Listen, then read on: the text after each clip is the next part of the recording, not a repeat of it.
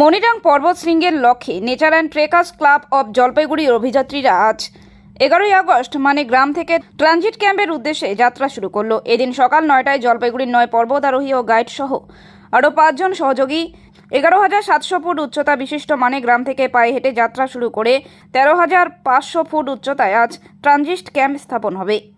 আবহাওয়াই একমাত্র বাধা হয়ে দাঁড়িয়েছে বলে গ্রাম থেকে জানিয়েছে দলের নেতা ভাস্কর দাস। গতকাল থেকেই বৃষ্টি এবং বজ্রবিদ্যুৎ সহ বৃষ্টিপাত হচ্ছে, যদিও আজ সকালে আবহাওয়া কিছুটা পরিষ্কার রয়েছে বলে জানিয়েছেন তিনি।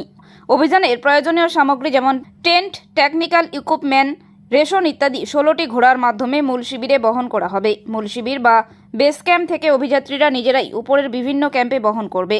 উল্লেখ্য, মনিরাং পর্বতশৃঙ্গ হিমাচল প্রদেশের লাহুল স্পিতি জেলার কাজা অঞ্চলে অবস্থিত।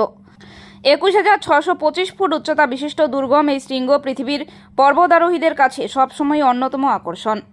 অভিযাত্রী দলের সদস্য সুজয় বণিক জানিয়েছেন, আগামীকাল অর্থাৎ 12ই আগস্ট প্রায় 15,000 ফুট উচ্চতায় মূল শিবির স্থাপন হবে। মূল শিবিরের উপরে বিভিন্ন উচ্চতাতে স্থাপিত হবে আরও 3টি শিবির।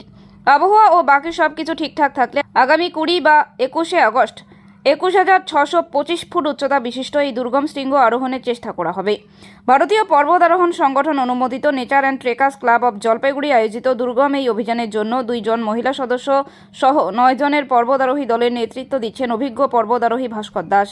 অন্যান্য সদস্যরা হলেন অমিত দাস, জনক কোচ, সুজয় বণিক, পার্থসারথী রায়, সৌম্যদীপ দাস, বিজয় চক্রবর্তী, বিশাখা শর্মা ও শম্পা সাহা। আজকে মনিরাং পর্বত শৃঙ্গ অভিযানের নেচার অ্যান্ড ট্রেকার্স ক্লাবের যে টিম, সেই টিম আমরা রোড হেড মানে ভিলেজ থেকে ঠিক 9টার সময় রওনা দিয়েছি। আজকে আমাদের উদ্দেশ্য ট্রানজিট ক্যাম্প এবং ট্রানজিট ক্যাম্পের পরে আগামীকাল আমরা বেস ক্যাম্পে পৌঁছাবো। এখন পর্যন্ত প্রত্যেকের সবাই সুস্থ আছে শারীরিক এবং মানসিকভাবে। ওয়েদার আমাদের সঙ্গে খুব একটা ফেভারেবল আমরা ওয়েদার পাচ্ছি না।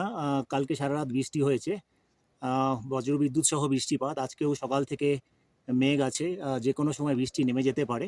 তবে আমাদের টিমের যে মনোবল সেটা একদম ঠিক আছে। আমরা আশা করছি অন টাইম আমরা ট্রানজিট ক্যাম্পে পৌঁছে যাব। আমাদের সঙ্গে আমাদের 5 জন সহযোগী ছাড়াও আমাদের প্রায় 16টি ঘোড়া আমাদের সঙ্গে যাচ্ছে। আমাদের জিনিসপত্র যেগুলো বেস ক্যাম্প পর্যন্ত তারা বহন করবে, তারপরে আমরা নিজেরাই সেই জিনিসগুলোকে বিভিন্ন ক্যাম্পে স্থাপন করার জন্য লক্ষ্যে নিয়ে যাব।